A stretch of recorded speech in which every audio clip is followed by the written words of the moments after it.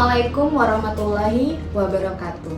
Perkenalkan, saya Suci Ratnapuri, SPMSI, dosen P3K Program Studi Kehutanan Fakultas Pertanian Universitas Jambi.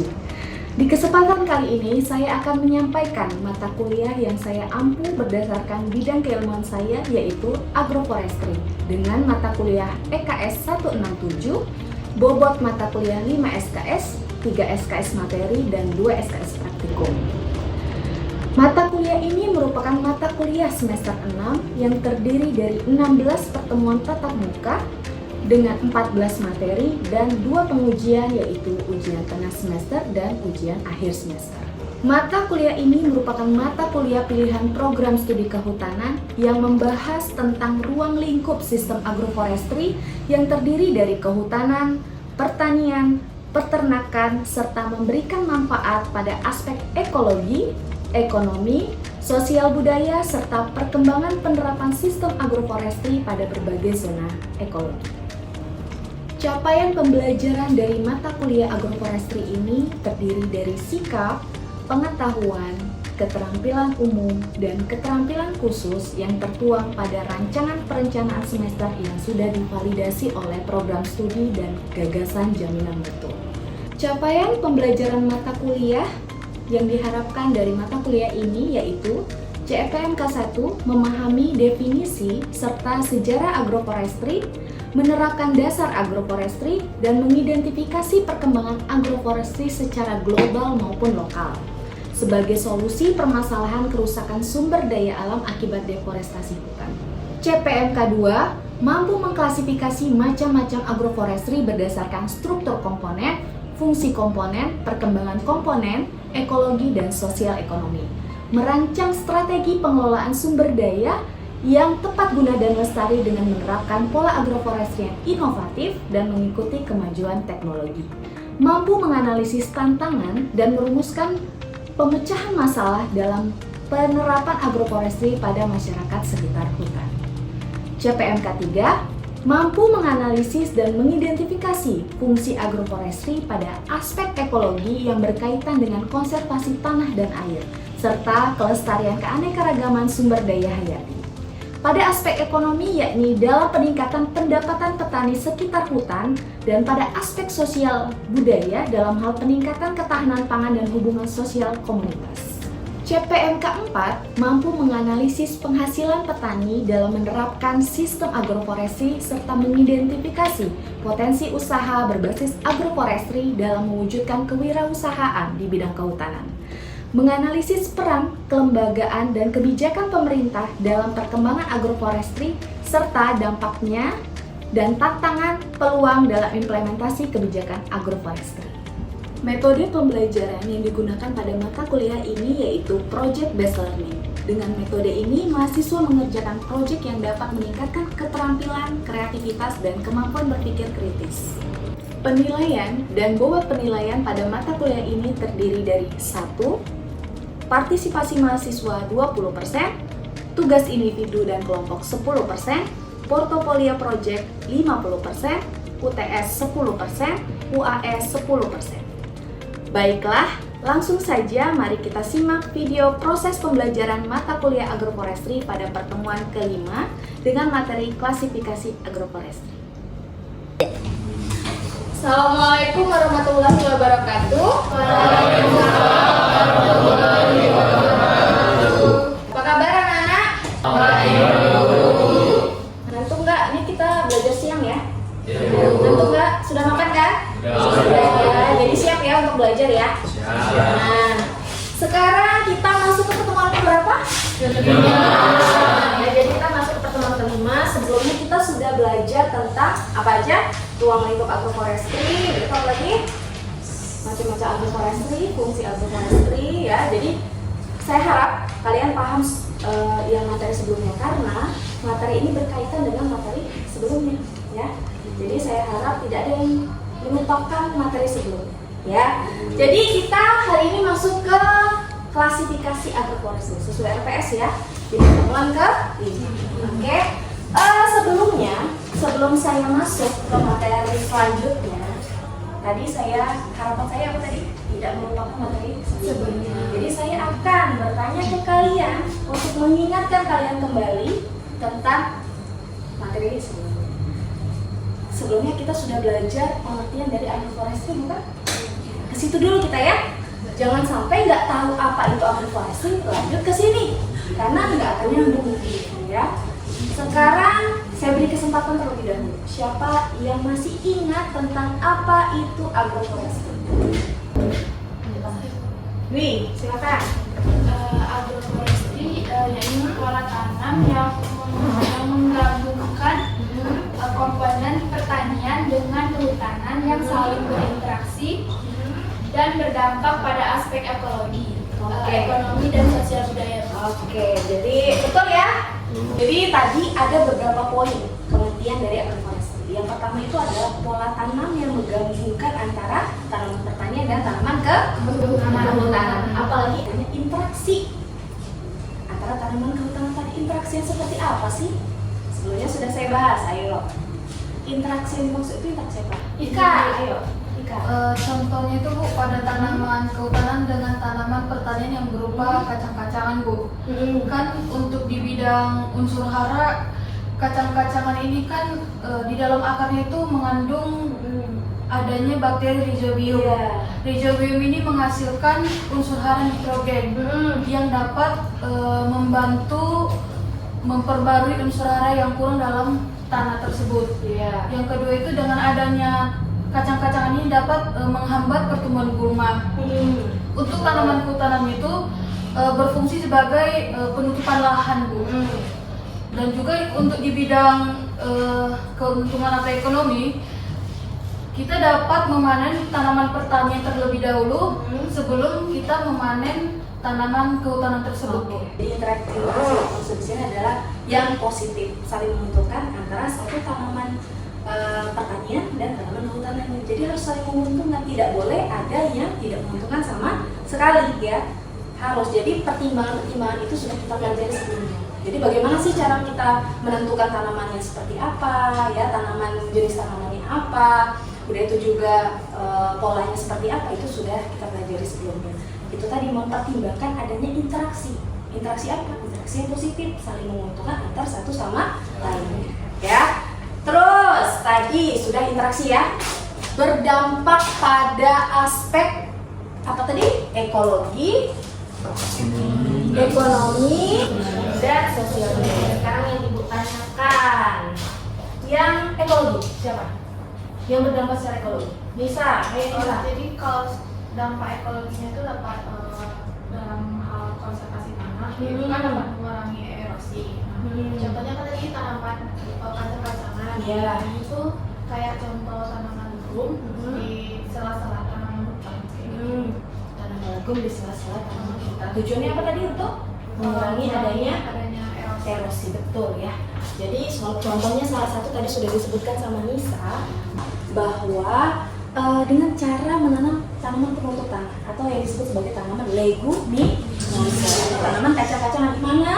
Tanaman kacang-kacangan juga bukan hanya sebagai penutup tanah ya, tapi dia juga mengandung yang namanya rhizobium. Tadi yang bilang Ika tadi, bahwa rhizobium itu bisa menyediakan unsur N di tanah. Karena unsur N itu tidak semata-mata bisa tersedia bagi tanaman, tapi banyak faktor-faktor seperti bakteri rhizobium yang bisa menguraikan unsur N di dalam tanah yang tadinya dia tidak tersedia menjadi tersedia bagi tanaman.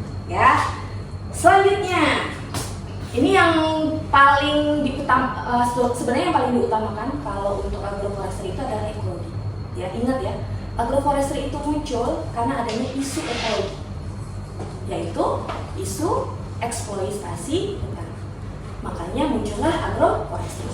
Tapi kalau hanya kita mengandalkan ekologi tanpa adanya ekonomi, siapa yang mengadopsi? Ya. Nah, jadi harus ada juga keuntungan dari ekonomi. Apa itu keuntungan ekonomi? Ayo. Bu, Utomo, ayo. dari aspek ekonomi dapat diperoleh dua keuntungan.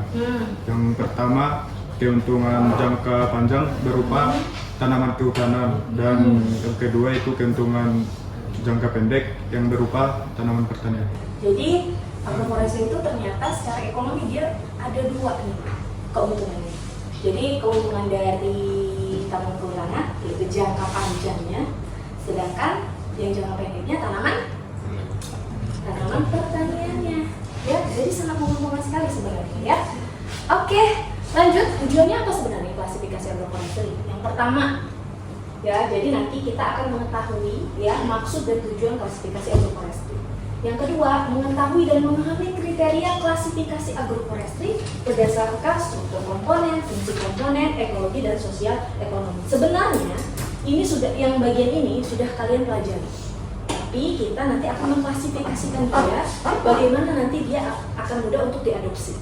Kita masuk ke maksud dan tujuan dari klasifikasi agroforestry. Yang pertama, dengan adanya klasifikasi ini, jadi kita memahami sistem agroforestry yang sudah ada.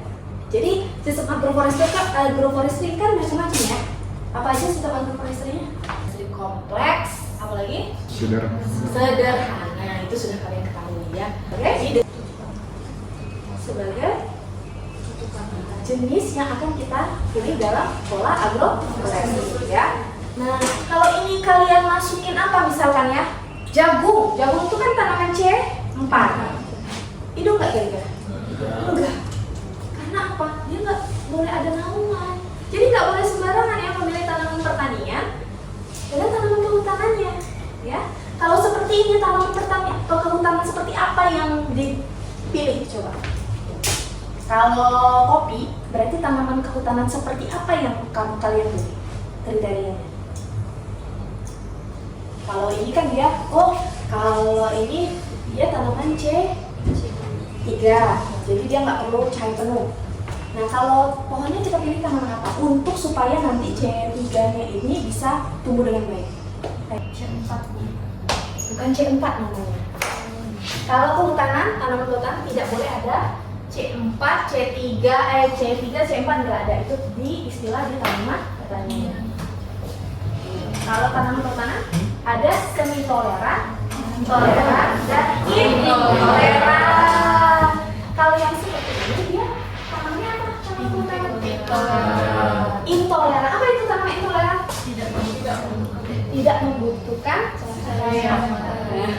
Nggak mungkin dia tidak membutuhkan cahaya matahari. Intoleran berarti dia tidak toleran dengan cahaya matahari. Berarti dia harus di tempat yang terbuka. Dia membutuhkan cahaya yang penuh. Itu ya. Nah, berarti nggak boleh kan sembarangan memilih tanaman kehutanan dan tanaman pertaniannya. Kita harus tahu dulu kan kriterianya masing-masing. Betul? Gitu ya. Jadi harus tahu. Selanjutnya kita masuk ke klasifikasi berdasarkan pengaturan komponen. Ini ya. Ini berdasarkan pengaturan spasial ya, berdasarkan ruang. Jadi ada istilah yang namanya tree allowed border. Dia itu berada di mengelilingi tanaman pertanian. Tujuannya apa? Biasanya kalau tree allowed border tujuannya apa? Untuk break pemecah angin. Itu ada lagi alternative row. Berarti tanaman kehutanannya berada di tanaman pertaniannya berada di sela-sela tanaman kehutanan. Itu disebut sebagai alternative row. Kalau alternative tree atau yang disebut sebagai area cropping hampir sama sih dengan ini. Cuman bedanya dia lebih banyak aja karena ruangnya lebih besar biasanya. Kalau yang ini ruangnya kecil. Gitu ya. Nah ini ada lagi random mixture. Ini untuk apa nih biasanya? Kalau yang ini. Kalau yang ini untuk apa nih? Random mixture nih. Acak ya? Acak aja. Apa nih? Masuk ke dalam agroforestry apa? Kalau ini kan 1, 2, 3 ini masuk ke agroforestry apa? Sederhana. Kalau ini? Kompleks. Karena dia mix. Dimana aja ada kosong, di situ dia tanam. Di mana ada ruang klasifikasi berdasarkan perkembangannya. Jadi maksud di sini adalah kita harus tahu nih, ketika pada saat perkembangannya, contohnya misalkan tanaman pada fase awal tanaman kehutanannya ini baru 25% mendominasi lahan. Berarti tanaman pertaniannya itu adalah 75%. Berarti tanaman apa yang kita pilih untuk ke fase awal ini? untuk tanaman pertaniannya. Kita tanaman C4. Nah gitu, jadi kita harus sudah tahu nih fasenya terlebih dahulu. Ada fase pertama, awal, pertengahan, dan lanjut. Jadi kalau fase awal, tanaman yang kita pilih, tanaman pertanian adalah jenis tanaman C4. Jangan kita pilih tanaman C3, mati lagi ya. Karena tidak ada naungan, karena tanaman kehutanan masih pendek-pendek gitu ya, belum bernaung. Sedangkan kalau untuk pertengahan dia posisinya 50-50. Jadi boleh kita di sini menanam tanaman C3, boleh juga C4. Ya. Begitu juga dengan yang lanjut. Kalau lanjut kebalikan dari yang awal, 75%-nya kehutanan dan 25%-nya pertanian. Di sini boleh kita menanam tanaman C3. Kalau C4 dia kurang bagus perkembangannya. Karena kan tanaman pertanian kan dia fase hidupnya kan sempit ya, kecil. Paling besar tuh 6 bulan. Paling lama gitu ya. Kalau tanaman kehutanan kan lanjut ya, lanjut. Karena memang yang dihasilkannya kan kayak buahnya kita ambil ya kan. Jadi dia perkembangannya lebih sempit atau lebih kecil dibandingkan tanaman kehutanan. Nah ini kalau klasifikasi berdasarkan ekologi. Jadi ini contohnya yang tadi native strip NVS, native vegetation strip ya, di pergunungan. Pola apa yang kita gunakan? Kita udah tahu nih tadi pola berdasarkan komposisinya tadi kan ada apa? Alif cropping. Terus ada apa lagi tadi? Apa tadi? Baru belajar apa? Apa tadi? Apa? Itulah pokoknya ya. Nah, kalau di daerah pergunungan, dia pola tanah yang digunakan tuh yang konservasi tanah. Kalau di sini lebih baik kita caranya apa? Menanam apa? Untuk konservasi tanah, menanam tanaman kacang-kacangan, polong-polongan, atau tanaman penutup tanah, gitu ya. Contohnya legum tadi. Jadi dengan adanya kita menanam itu di daerah pergunungan atau yang FVS tadi bisa juga tujuannya apa? Untuk mengurangi adanya erosi. Itu tujuan yang pertama ya. Yang kedua, kalau di dekat pantai, apa pola tanam yang digunakan? Yang windbreak tadi. Jadi tanaman kehutanannya mengelilingi tanaman pertanian. Tujuannya apa? Karena kalau di daerah pantai ini kan anginnya kuat. Jadi kita harus tahu dulu nih kondisi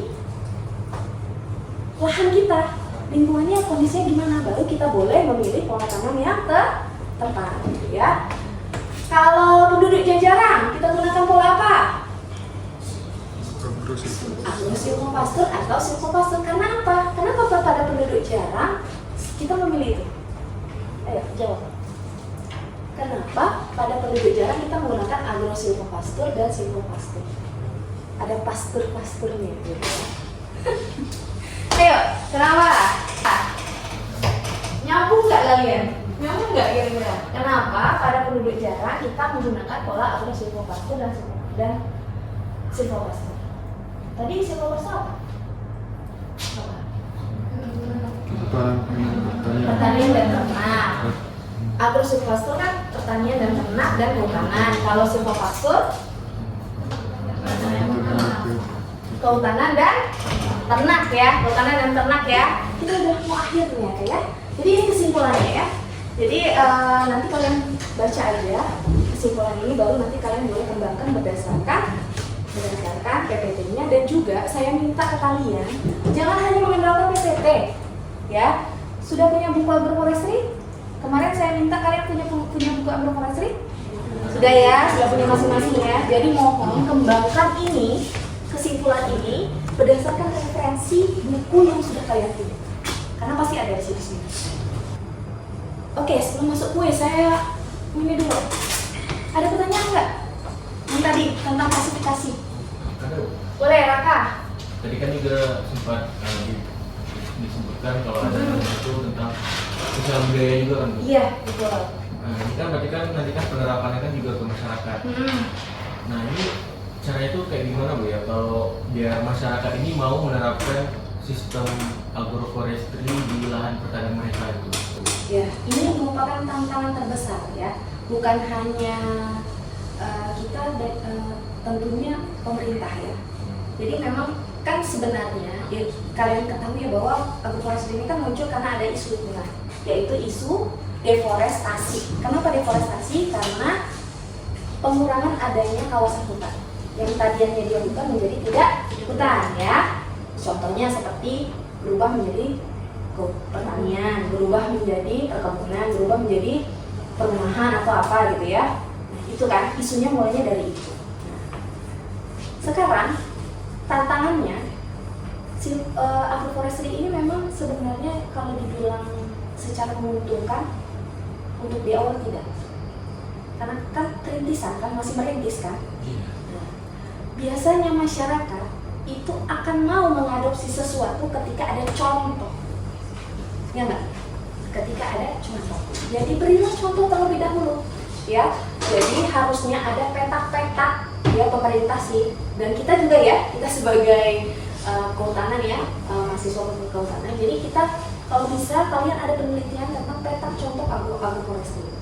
Jadi kalian terapkan di situ agroforestry, sudah menghasilkan uang, baru dia mau. Biasanya masyarakat seperti itu. Ya, kalau cuma kita ngomong tuh nggak akan. Kalau belum ada hasil, oh saya kaya nih gara-gara agroforestry baru. Contohnya kayak sawit. Kalau sawit itu kan awalnya gara-gara transmigran. Ya, transmigran, tiba-tiba mereka kaya mendadak gara-gara sawit, dan kebetulan waktu itu lahannya juga banyak.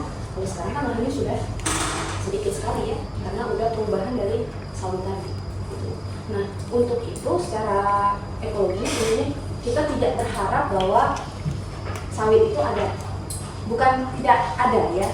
Sawit itu pasti bermanfaat, tapi tidak menyeluruh sawit. Nah, itulah agroforestry itu muncul. Caranya supaya mereka mau harus ada contoh. Tunggu ada contoh dulu baru mau. Makanya saya harap pemerintah ya bisa secara serius ya membuat petak contoh. Misalkan bisa kerjasama dengan masyarakat sekitar hutan. Nah, sekitar hutan dong contoh pastinya ya, karena yang akan menjaga hutan itu adalah masyarakat sekitar hutan. Yang merusak juga masyarakat sekitar hutan. Makanya yang diedukasi terlebih dahulu adalah masyarakat sekitar hutan. Kerjasamalah ya harusnya pemerintah dengan masyarakat sekitar hutan membuat petak contoh agroforestry.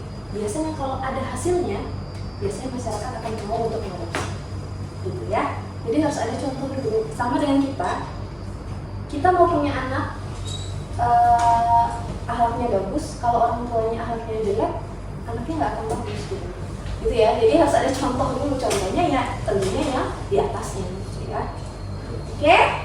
Ada lagi? Ada lagi? Kalau tidak ada, kita lanjut ke kuis ya. Kita kuis nih. Silakan buka bukunya. Kita kuis, tidak boleh nyontek ya. Jadi kita kuisnya materi tadi tentang klasifikasi. Saya mau melihat kalian ini paham nggak? Jangan-jangan saya coba keluar kalian nggak paham gitu ya.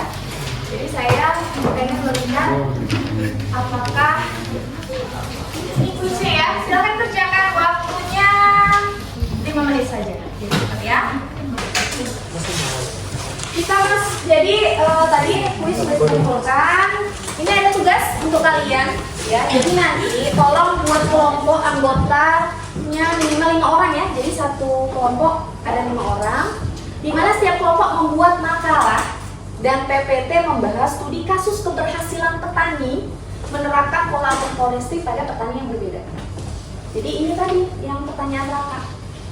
Ya, siapa tahu sudah ada, tapi belum disosialisasikan gitu ya. Jadi kalian buat kelompok minimal 5 orang.